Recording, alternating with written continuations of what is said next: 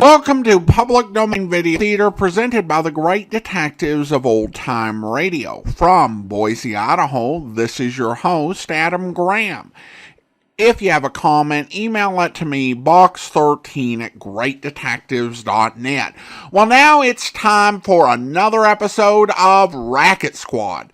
This one is Season 2, Episode 26, original air date February 28, 1952, and the title is The Case of the Hearse Chasers.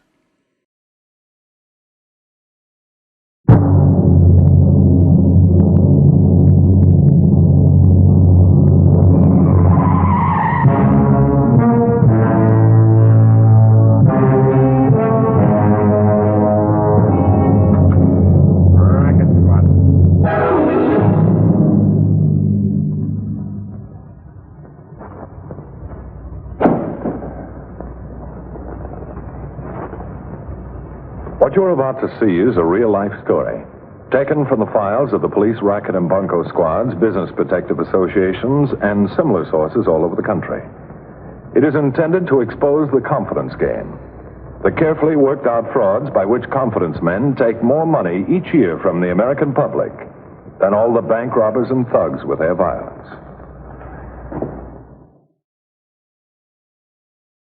I call this file the case of the Hearse Chaser.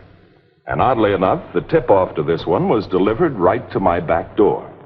It was just a few weeks ago in the morning lineup that I spotted Jess Cordell, who had been picked up on a drunk charge. Address 511 Brewster Street.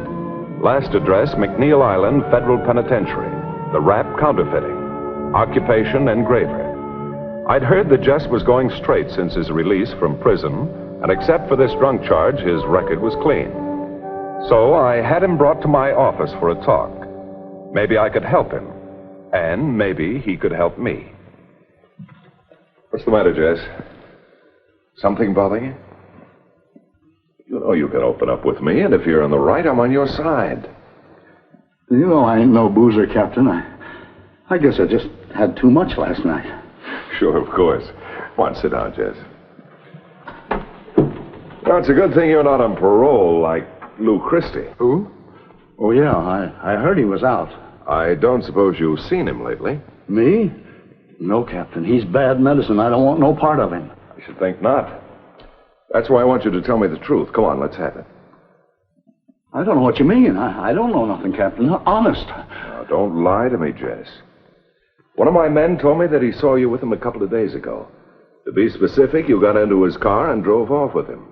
Now, where did you go and what were you doing with him, and why did you tell me you hadn't seen him? Well, like I said, Captain, he's bad medicine.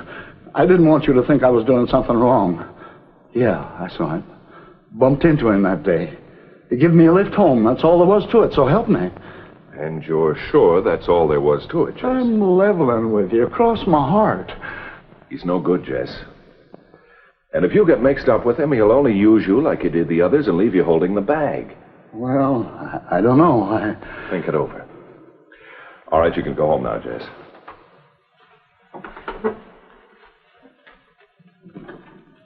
Oh, Jess, that flashy convertible of Christie's, pretty good for a man just out of prison. Any idea where he got the money to pay for it? He never said nothing to me. I see. Can I go now, Captain? Oh, yeah, sure. Sure, Jess.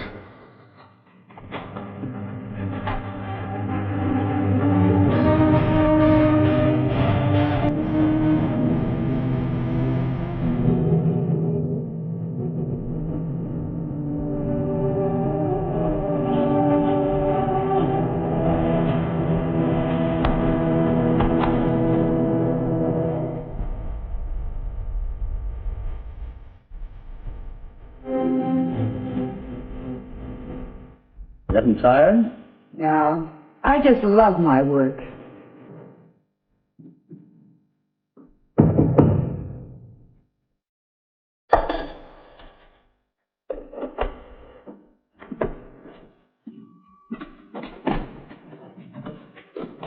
Lou, you here again? Yes, you don't seem very happy to see me. I just dropped in for a second to say hello. Oh, well, I didn't know you were working. Hello, Mr. Christie. Hello, Peggy. I'm just working on one of the pinup jobs. Yes, and Peggy sure is a pinup job, huh, Jess? Let's see if I can rustle up a drink. Oh, no. No drinks. I suppose you gentlemen have things to talk about, so if you'll excuse me. Wait a minute. Don't leave on my account. You won't be needing me for a while, will you? Well, no. Pretty nice of my calendar company to furnish you with a model. Pretty nice for you, too, huh, Jess? Yeah, all except the dough. Well, if I had a gal like that posing for me, I'd do the job for free. Uh-huh. No, I'm sorry about not being able to give you more work, but I throw everything your way I possibly can. And I'm sorry about the short dough, too, but that's all they want to pay. Well, I guess it ain't your fault. You know, if there's anything I can possibly do, let's say a small loan, perhaps. You know, after all, you and I have been through a lot together, huh? Thanks, Lou. I don't know, though. I've been getting by.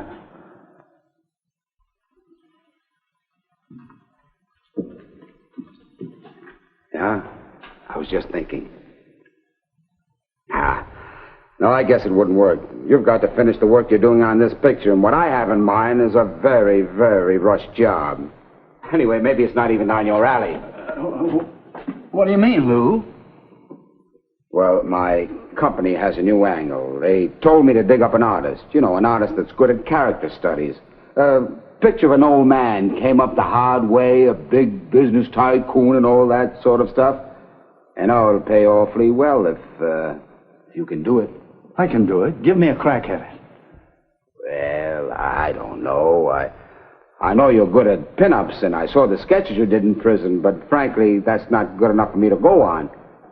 But, you know, if you could possibly show me something... Wait a minute.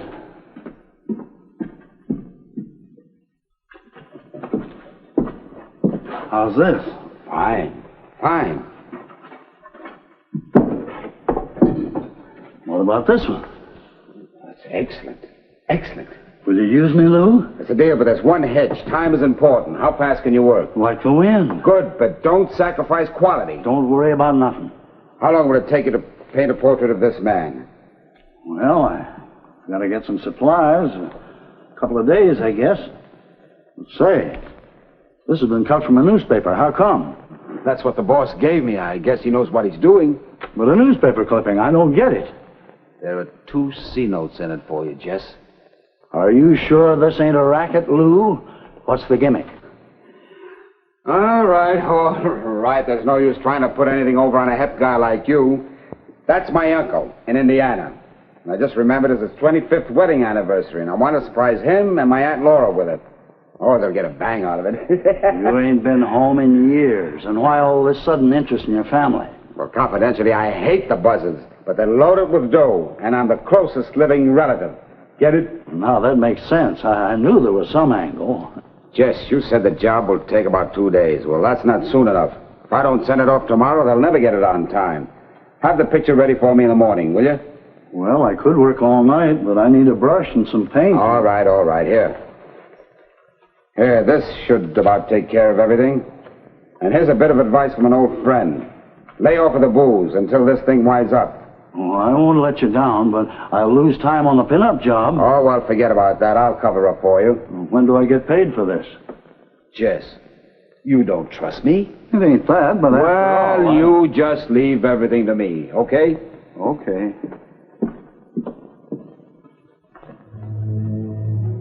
Virginia? I'm making coffee. You want some? No, thanks. Had breakfast out. Good and hot. You sure?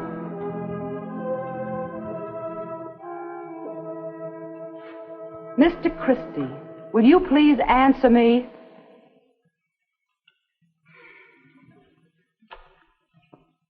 What's up? Where'd you go this morning, early bird? Or do I have to wait till after the funnies for an answer? Oh, I'm sorry, darling, but you know, this is business, and business before... If you say that once more, I'll scream. We've been here almost a month and still nothing. We were all set up in Frisco, but oh no. We had to come to this burg. Well, it's safer to keep moving. Anyway, you know why we're here. Yeah, to find that artist friend of yours, the guy that was your cellmate at McNeil Island, and to dig up a sucker, I hope. Now, please, let's not discuss prisons. Anyway, we found the artist, didn't we? And don't I know it? Haven't I been knocking my brains out posing for him while you're out being a big man? I know, darling, but somebody's got to keep tabs on him. What if he gets drunk and spills to the cops? I know. But you've been paying him peanuts. Will he continue to play ball? Yeah, he'll continue to play ball, all right. He needs dough. Anyway, he doesn't know, and I'm not going to tell him the racket it is. Last time I used a guy, he wanted half for the take. Half. According to Maxwell, the man I had assigned to tail Christie, Lou stayed home for most of that evening.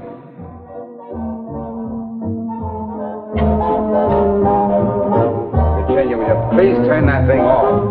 All right. Thank you. You're going to work all night. It's past 12. Well, I'm coming down the stretch. I just want to check his background again.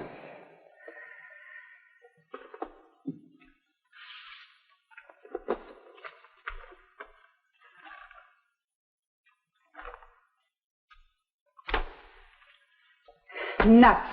Huh? I said nuts. Oh, yes, dear. There. That's done. It's about time. I'm ready for the booby hatch. Oh, I'm sorry, dear. I'll make up for it tomorrow night. Tomorrow night, we celebrate. Go out and buy yourself a new bonnet in the morning. It'll make you feel much better. Oh, darling, I just love being married to you. Yeah, and you love shopping sprees, too, don't you, huh? Oh, look, come here. Test me. Okay, shoot. His name, Henry Burton. Elks, Rotary, Chamber of Commerce. Age 55. I met him 6 months ago at the Rotary dinner. Hadn't you better make it a year? 6 months. Now, wait a minute, let's see. He was the head of the Burton Meatpacking Corporation. Is that right? Check. The next morning, we had a break. Christie's wife came out earlier than usual.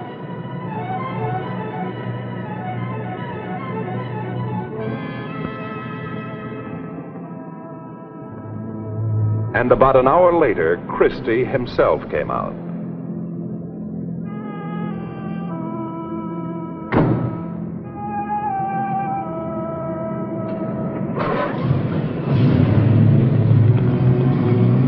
My man quickly phoned in this information. He'd stay on Christie's tail while one of my other men searched the empty apartment. I didn't expect you so early, Lou. Did you finish it? Yes, I got it done. Never painted so fast in my life. There it is. You like it? Yeah. Looks okay. Oh, how does our little model like it? By the way, where is she? Right here. And the little model likes it fine.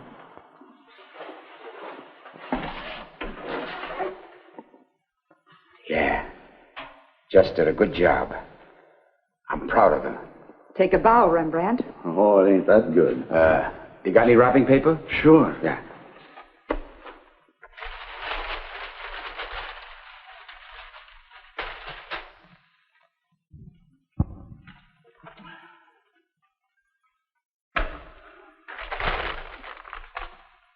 Here you are. Oh, thanks.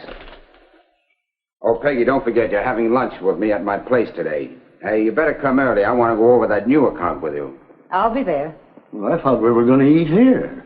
Why, Jess, darling, I believe you're jealous. Well, that's silly. I just wanted to get your picture done, that was all. I'll send it back to you right after lunch. Okay.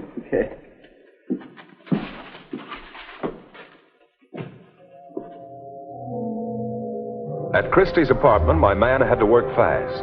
No telling when the Christies would return. He didn't find much in the desk, but in the wastebasket, he hit the jackpot. A slip of paper with information about Henry Burton scribbled on it. News items about the late millionaire. His obituary. How about a drink, Peggy? No, thanks. It's too early in the day for me.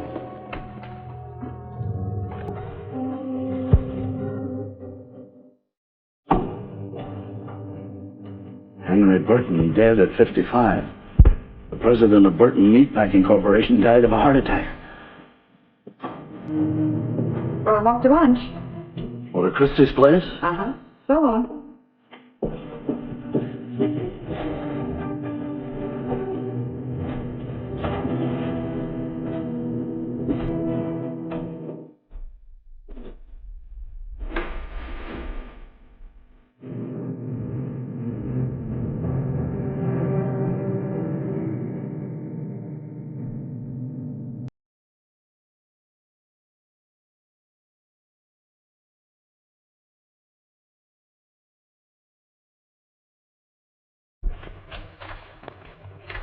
Hi, Lou. Almost all packed? Oh, just about. Boy, am I exhausted.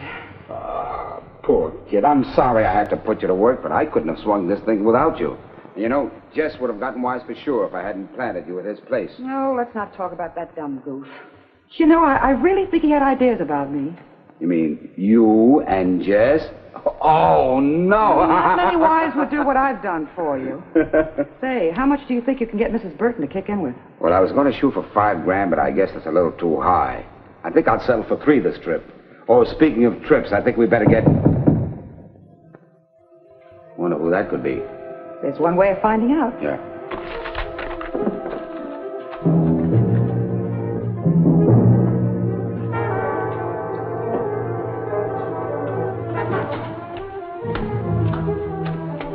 Hello, Lou. You're surprised to see me, ain't you? And you, too, huh, Mrs. Christie? Well, you certainly played me for a prize sucker. I gotta hand it to you. What's the matter, Jess? You want a cut? No, I don't want no cut. You're not sore at me, are you, Jess? We were going to cut you in after we pulled the job. Honest. I said I didn't want no cut. And then what do you want? I want that painting. Well, why don't you be a nice guy, Jess? I'll tell you what I'll do. I'll cut you in for $3. No, Lou. If you want to spend the rest of your life in prison, that's your business, not me. Now let's have the picture. Now, what's the matter with you? Here I'm giving you the chance to get out of that rat hole you live in. And instead of cooperating, you're giving me that going straight routine. It ain't no routine. I came here for that painting, and I ain't leaving without it, or I'll go to the police. Oh, no, you're not. You're going to stay here and like and keep that big mouth of yours shut, understand? Yeah, honey, keep him covered while I go and collect the dough from Mrs. Burton. Well, what about him? What are you going to do with it? I don't know, but I'll think of something on the way. Come on.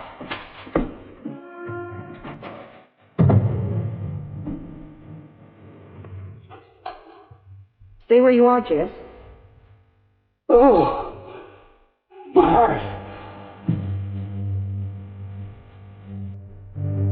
Jess? Jess?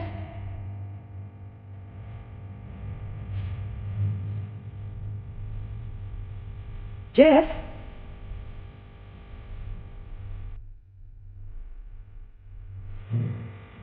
Jess? I don't find anything. Police headquarters. Hurry. Captain Braddock, please. Yes? Oh, I'd like to speak to Mrs. Burton, please. Christie's my name. I'm afraid that's impossible, sir. You see... Look, I'm not a solicitor. Mr. Burton was a friend of mine. Yes, but you see... Who is it, James? Mr. Christie to see you, madam. Well, I'll handle it, James. Yes, madam. I'm afraid your man thought I was a solicitor. Mrs. Burton, you have my deepest sympathy. Oh, thank you. Thank you. Mr. Christie. I was a friend of Henry's. Oh? I don't remember his mentioning you. But then my husband had so many friends. I don't seem to realize yet that he is gone. But if you'd care to come in, you're... Yes, I'd like to very much. This way, please.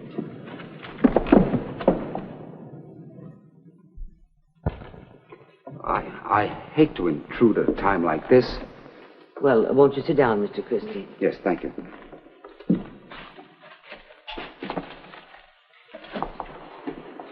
Were you a business acquaintance of my husband's? Well, no, not exactly. We belong to the same organizations. Elks, Rotary. As a matter of fact, it was a Rotary dinner that we first made the deal. Deal? Well, yes, you see, I'm an artist. And I had the good fortune and honor of having your husband sit for me.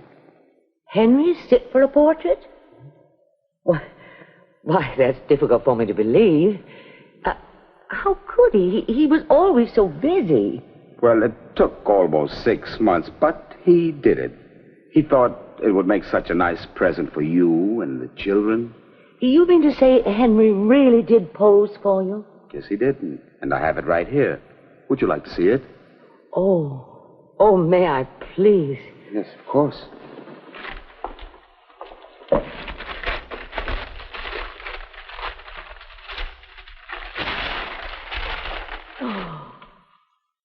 Henry.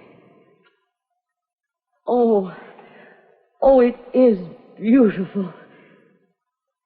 Henry. He was a wonderful subject. Such a strong, honest face. Oh, yes. Yes, I so long wanted a portrait of him, and now Now you have it. And it's only $3,000. $3,000? Why, yes, that's the price Henry agreed upon. Oh, all right.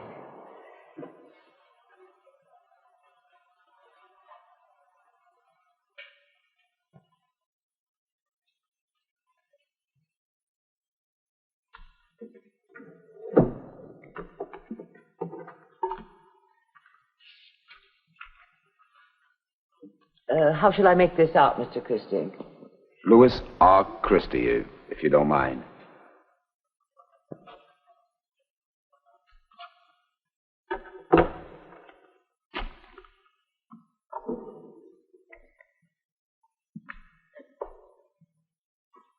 I can't tell you how this makes me feel. What a lovely remembrance from Henry. And the pose is so like him. Thank you, Mrs. Burton. You're so kind. Goodbye, Mr. Christie. And I still can't get over how you were able to capture the personality of my husband. Do call again. I shall. It's a promise.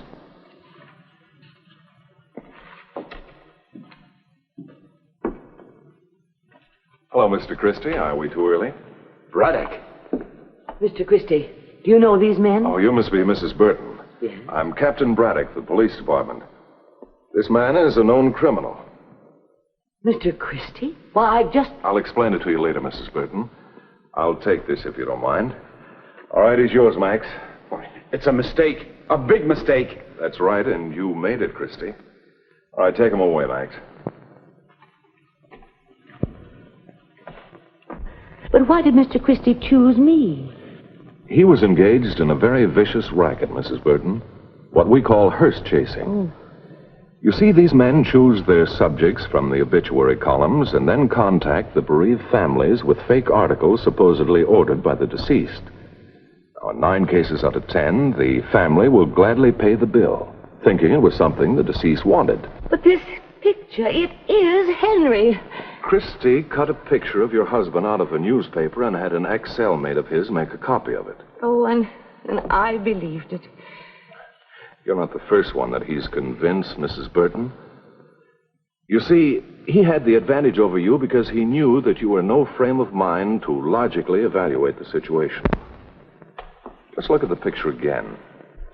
Notice the rough brush marks, the harsh colors. This picture is hardly worth $3, let alone $3,000. Oh, yes. Yes, I recognize that now. First, all I saw was Henry's face. And so ended the case of the hearse chaser. Lou Christie was returned to McNeil Island just 2 months and 3 weeks after his release from there. But there are many more Lou Christies in every city of the United States. Men who are engaged in the various swindles practiced daily throughout the country. So let this story serve as a warning for you to be on the alert against the con men. If ever you're in doubt, call the police or any protective organization you may belong to.